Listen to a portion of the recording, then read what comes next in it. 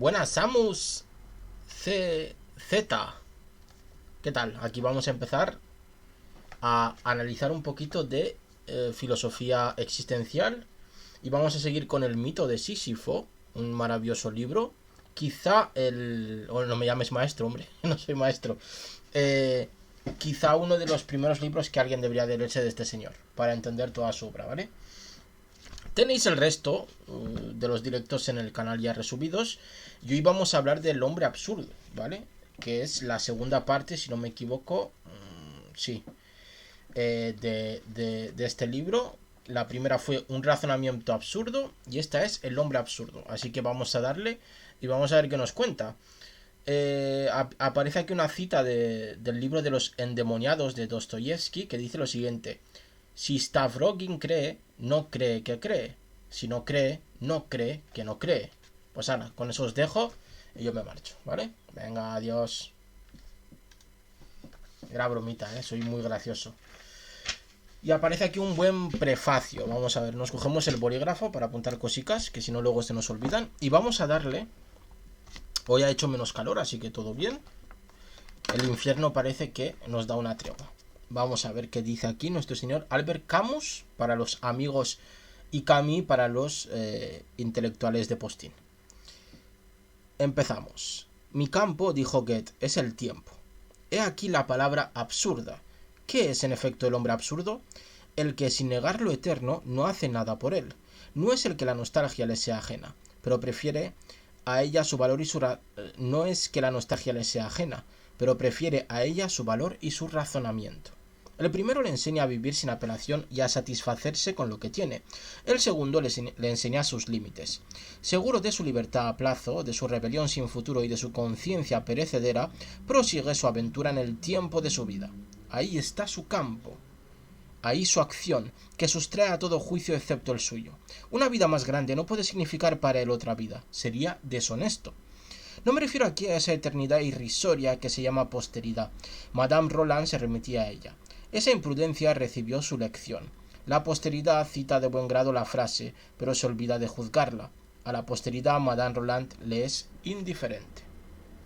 Que no nos preocupemos tanto por intentar trascender nuestra propia existencia, en intentar imaginar otras vidas más gloriosas que la nuestra, porque no las hay, y porque a la eternidad, como aquí dice el señor Camus, pues la verdad es que le damos un poquito igual nosotros, nos creemos muy... es como muy... todo muy antropocéntrico, ¿no? Todo nos rodea a nosotros, somos el centro de nuestra realidad, al fin y al cabo. Cuando... desde el absurdo te das cuenta de que, uno, no eres el centro de la realidad, y dos, que a la realidad le importas un pepino. Una vez descubres esto y te rebelas contra esto, llegas de verdad a encontrar la esencia de la felicidad y de la vida. No se trata de disertar sobre la moral. He visto a personas que obraban mal con mucha moral y todos los días compruebo que en la honradez no necesita reglas. El hombre absurdo solo puede admitir una moral, la que no se separa de Dios, la que se dicta. Pero él vive justamente al margen de ese Dios. En cuanto a las otras morales, e incluso también al inmoralismo, el hombre absurdo no ve en ellas sino justificaciones y no tiene nada que justificar. Aquí parto del principio de su inocencia. Esa inocencia es temible. Todo está permitido, exclama Iván Karamazov. También eso huele absurdo, aunque a condición de no entenderlo de manera vulgar. No sé si se ha observado bien, no se trata de un grito de liberación o de gozo, sino de una amarga constatación. La certidumbre de un Dios que diera su sentido a la vida sobrepasa con mucho en atractivo al poder impune de hacer el mal. La elección no sería difícil, pero no hay elección, y entonces comienza la amargura. Atentos a esto, La certidumbre de un Dios, ¿vale? Que diera su sentido a la vida sobrepasa con mucho en atractivo al poder impune de hacer el mal. Es decir, darnos cuenta de que existe un Dios que de verdad regula nuestra existencia, nuestra vida, nos imposibilitaría hacer el mal porque nos atraería tanto esa idea de ese Dios que nos convertiríamos realmente en sus seguidores, en sus fans acérrimos, ¿no? Por eso dice que la elección no sería difícil. Pero el problema es que no podemos elegir. Es que no hay elección. No existe la elección entre me quedo con el Dios y no hago el mal. No podemos elegir. Y ahí comenzamos a amargarnos, ¿no? Lo absurdo no libera, sino que ata. No autoriza todas las acciones, ¿vale? Todo está permitido no significa que nada esté prohibido. Lo absurdo devuelve solamente su equivalencia a las consecuencias de los actos.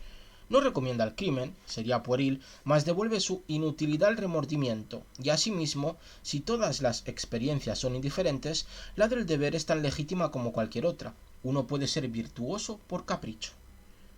Todas las morales están basadas en la idea de que un acto tiene consecuencias que lo legitiman o lo anulan.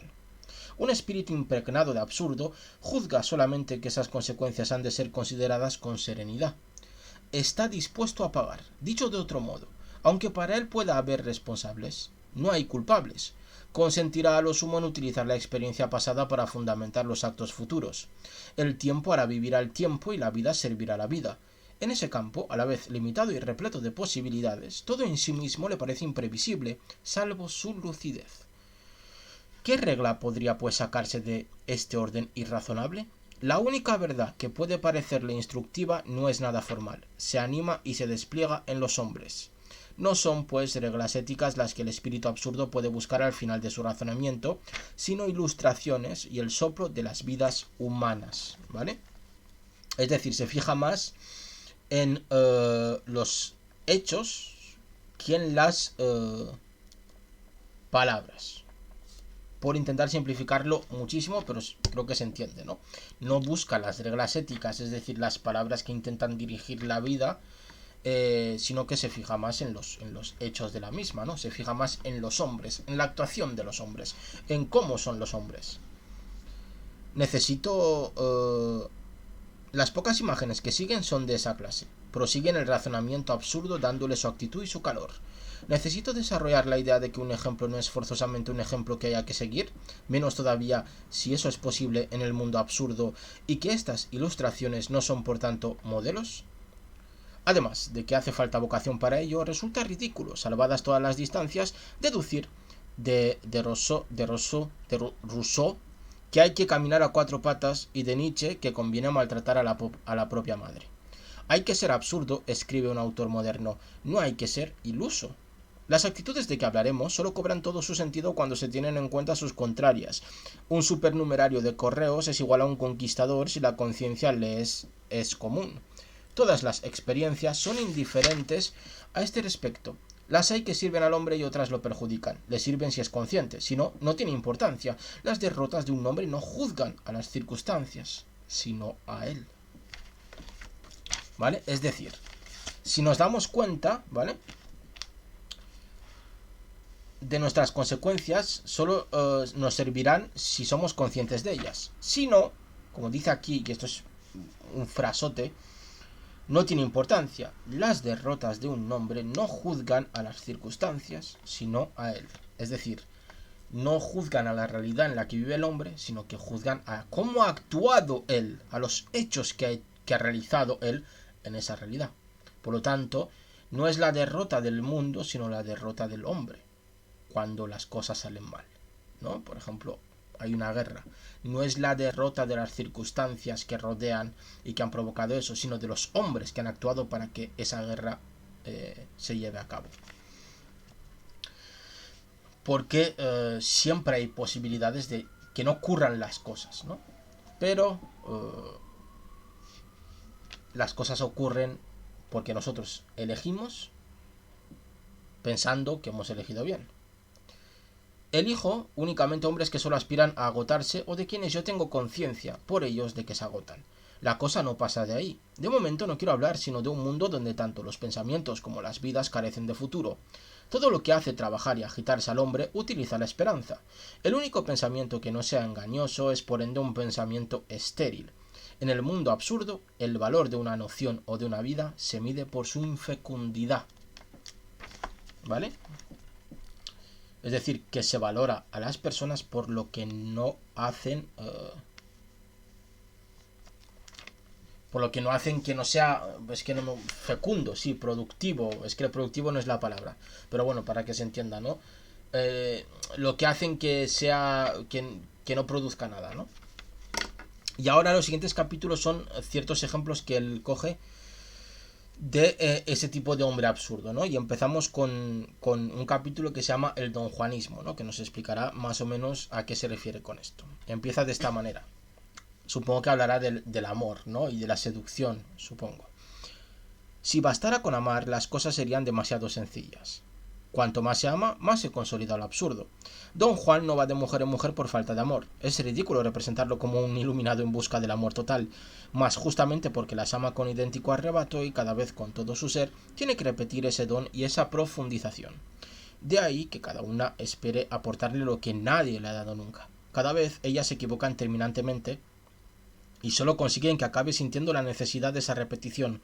Por fin, exclama una de ellas, te he dado el amor. ¿Acaso es sorprendente que don Juan sería de ella? ¿Por fin? No, dice, una vez más. ¿Por qué iba a ser menester amar pocas veces para amar mucho? Eso es una buena pregunta.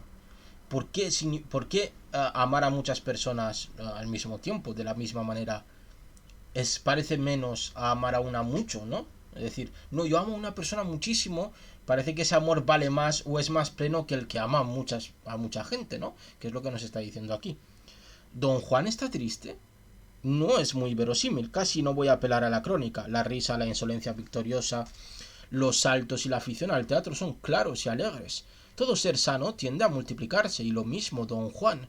Pero además los tristes tienen dos razones para estarlo: ignoran o esperan. Don Juan sabe y no espera. Hay que pensar en esos artistas que conocen sus límites, no los sobrepasan nunca, y en ese intervalo precario donde su espíritu se instala poseen la facilidad maravillosa de los maestros. Y cabalmente eso es el genio, la inteligencia que conoce sus fronteras. ¿Vale? Es decir, aquí nos está diciendo que las personas son felices cuando conocen los límites. Recordad que en directos anteriores ya hablamos de los límites absurdos, ¿no? De la libertad absurda, ¿no? Hasta la frontera de la muerte física, don Juan ignora la tristeza. Desde el momento en que sabe, su risa estalla y consigue que le perdonen todo. Estuvo triste en la época en que esperaba. Hoy, en la boca de esta mujer, vuelve a encontrar el sabor amargo y reconfortante de la ciencia única. ¿Amargo? Apenas. Esa necesaria imperfección sensibiliza para la dicha. Es un gran engaño pretender ver en don Juan a un hombre que se alimenta del Eclesiastés, pues para él nada es vanidad salvo la esperanza en otra vida. Lo prueba, pues se la juega contra el mismo cielo. El pesar por el deseo perdido en el goce, lugar común de la impotencia, no le pertenece. Eso está bien para Fausto, que creyó lo bastante en Dios para venderse al diablo. Para don Juan la cosa es más sencilla. El burlador de Tirso de Molina responde siempre a las amenazas del infierno. ¿Cuán largo me lo fiáis? Lo que viene después de la muerte es fútil, y qué larga serie de días para quien sabe que está vivo. Fausto reclamaba los bienes de este mundo. El infeliz no tenía sino que alargar la mano. Ya era vender su alma no saber disfrutar de ella. Don Juan, en cambio, busca la saciedad. Si deja a una mujer hermosa no es en modo alguno porque ya no la desee. Una mujer hermosa siempre es deseable. Es porque desea a otra. Y eso no es lo mismo. Esta vida le colma, no hay nada peor que perderla. Este loco es un gran sabio, pero los hombres que viven de esperanza se acomodan mal a este universo donde la bondad cede su puesto a la generosidad, la ternura al silencio viril, la comunión al valor solitario, y todos dicen, era un débil, un idealista o un santo. Es preciso rebajar la grandeza insultante. Provocan bastante indignación o esa risa cómplice que degrada lo que admira los razonamientos de don Juan y esa misma frase que sirve para todas las mujeres. Pero para quien en los goces busca la cantidad, solo importa la eficacia. ¿Para qué complicar las contraseñas que han dado resultado? Nadie, ni la mujer ni el hombre, las escucha, sino más bien la voz que las pronuncia. Son la regla, la convención y la cortesía. Se dicen y después queda por hacer lo más importante.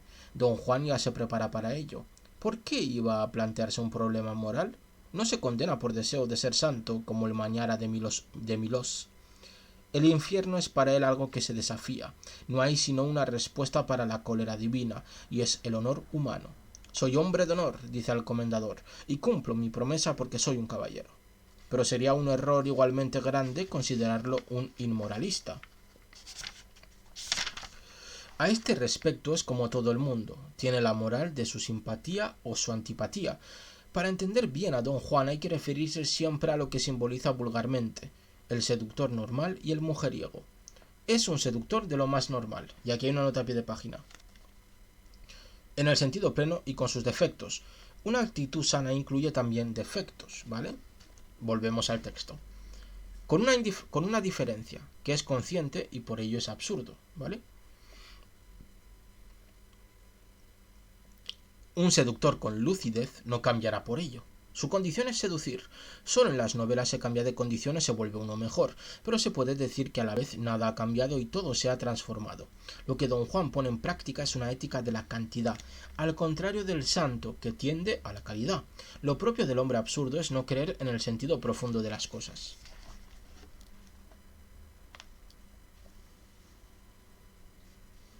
Recorre, almacena y quema esos rostros cálidos o maravillados. El tiempo marcha con él. El hombre absurdo es el que no se separa del tiempo. El que no medita, el que no intenta trascender, a eso se refiere, ¿vale? Don Juan no piensa en coleccionar mujeres, agota su número y con ella sus posibilidades de vida. Coleccionar es ser capaz de vivir del propio pasado, pero él rechaza la añoranza, esa otra forma de esperanza. No sabe contemplar los retratos. ¿Es por ello egoísta? A su manera, sin duda. Pero también a este respecto hemos de entendernos. Hay quienes están hechos para vivir y quienes están hechos para amar. Don Juan al menos lo diría de buen grado. Pero para elegir necesitaría un atajo, porque el amor de que aquí se habla se atavía con las ilusiones de lo eterno. Todos los especialistas de la pasión nos lo dicen. No hay amor eterno si no es contrariado. No existe pasión sin lucha. Semejante amor no termina sino en la última contradicción, que es la muerte. Hay que ser Werther o nada. Por cierto, Werther es una novelita de Goethe, Las desventuras del joven Werther, que es espectacular, ¿vale? Es maravillosa. También en eso hay varias formas de suicidarse, una de las cuales es el don total y el olvido de la propia persona. Don Juan, como cualquiera, sabe que eso puede ser emocionante, pero es uno de los pocos en saber que lo importante no es eso. Lo sabe muy bien. Aquellos a quienes un gran amor aparta de toda vida personal, quizás se enriquezcan, mas con seguridad empobrecen a los elegidos por su amor. Una madre o una mujer apasionada tienen necesariamente el corazón seco, pues está apartado del mundo. Un solo sentimiento, un solo ser, un solo rostro, pero todo está devorado. Es otro amor el que estremece a Don Juan, y este es liberador. Aporta consigo todos los rostros del mundo, y su estremecimiento proviene de que se sabe perecedero. Don Juan ha elegido no ser nada.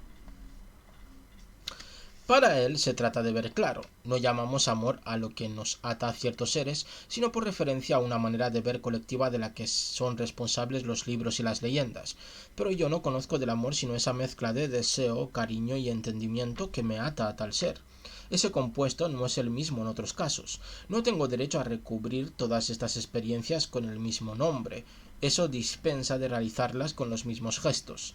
El hombre absurdo multiplica también a este respecto lo que no puede unificar, y así descubre una nueva forma de ser que lo libera por lo menos tanto como libera a quienes se le acercan. No hay otro amor generoso que el que se sabe al mismo tiempo pasajero y singular. Todas esas muertes y todos esos renacimientos constituyen para don Juan la gavilla de su vida. Es la forma que él tiene de dar y de hacer vivir. Júzguese, pues, si cabe hablar de egoísmo. ¿Vale? No hay otro amor generoso, compañeros y compañeras, que el que se sabe al mismo tiempo pasajero y singular, porque solo se vive una vez y solo se puede dar una vez. ¿Vale? Pienso ahora en todos los que desean rotundamente que don Juan sea castigado, no solo en la otra vida, sino también en esta. Pienso en todos los cuentos, leyendas y burlas sobre don Juan viejo, pero don Juan está preparado para ello. Para un hombre consciente, la vejez y lo que presagia no son una sorpresa. Es consciente de ella, justamente en la medida en que no se oculta su horror. Había en Atenas un templo consagrado a la vejez, llevaban a él a los niños. En el caso de don Juan, cuanto más se ríen de él, más se acusa su figura. Rechaza así la que le atribuyeron los románticos. Nadie quiere reírse de ese don Juan atormentado y lastimoso. Se le compadece, lo redimirá el cielo, pero no es eso. En el universo que don Juan entrevé también se incluye el ridículo. Ser castigado le parece normal, es la regla del juego. y su generosidad consiste justamente en haber aceptado todas las reglas del juego. Pero sabe que tiene razón y que no puede tratarse de castigo. Un destino no es una punición. Ese es su crimen y se comprende que los hombres de lo eterno exijan que se le castigue. Ha alcanzado una ciencia sin ilusiones que niega todo lo que ellos profesan. Amar y poseer, conquistar y agotar, esa es su forma de conocer. Tiene su sentido esa palabra favorita de las escrituras que llama conocer al acto del amor. En la medida en que los ignora, es su peor enemigo. Un cronista informa de que el verdadero burlador murió asesinado por unos franciscanos que quisieron poner fin a los excesos e impiedades de don Juan, a quien su nacimiento garantizaba la impunidad, y a continuación proclamaron que el cielo lo había fulminado. Nadie ha aprobado este extraño fin, ni tampoco nadie ha demostrado lo contrario. Mas, sin preguntarme si es verosímil, puedo decir que es lógico. Quiero recordar aquí el término nacimiento y jugar con las palabras. Lo que garantizaba su inocencia era vivir. Solo de la muerte sacó una culpabilidad ahora legendaria. ¿Qué otra cosa significa ese comendador de piedra? ¿Esa fría estatua que se anima para castigar a la sangre y el coraje que se han atrevido a pensar? En él se resumen todos los poderes de la razón eterna, del orden, de la moral universal, toda la grandeza ajena de un Dios accesible a la cólera. Esa piedra gigantesca y sin alma simboliza solamente las potencias que don Juan siempre ha negado, pero la misión del comendador no pasa de ahí. El rayo y el trueno pueden regresar al cielo ficticio de donde los llamaron. La verdadera tragedia se representa al margen de ellos. No, don Juan no ha muerto bajo una mano de piedra. Prefiero creer en la bravata legendaria, en esa risa insensata de un hombre sano que provoca un dios que no existe, pero sobre todo creo que la noche en que don Juan esperaba en casa de Ana, el comendador no apareció y el impío debió de sentir pasada la medianoche la terrible amargura de quienes han tenido razón. Y acepto aún de mejor grado el relato de su vida que, para rematarla, le hace enterrarse en un convento. No es que pueda considerarse verosímil el aspecto edificante de la historia. ¿Qué refugio podía pedir a Dios? Pero eso representa más bien la lógica resolución de una vida enteramente impregnada de absurdo, el feroz desenlace de una existencia proclive a goces sin mañana.